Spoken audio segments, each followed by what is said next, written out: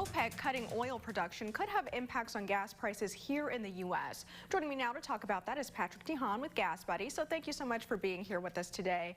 So tell us how this move really might impact gas prices here in the country.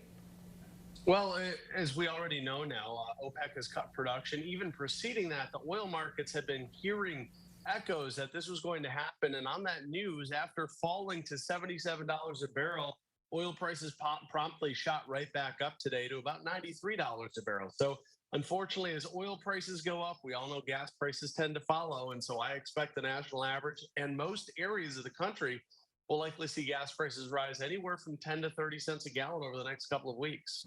And is there anything people can start to do now to kind of prepare for this or try to save some money at the pump?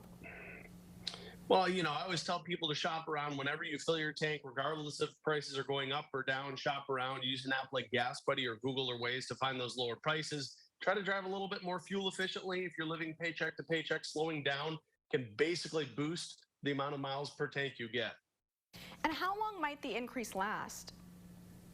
Well, this is something that could stick with us until OPEC decides to increase or decrease production again. So at least the next month, OPEC meets on a monthly basis, and they've now had 2 cuts in a row. So it's potential that if they're meeting next month in November, they could cut production again, which would boost prices up further. You mentioned November. We know election season is right around the corner. Could any of this be potentially politically motivated? Yeah, absolutely. Especially after President Biden's trip to the Middle East to talk to Saudi Arabia, the infamous fist bump.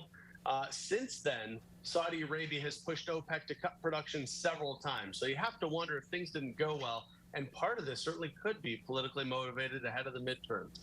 Is there anything else you'd like to add or you think people should know?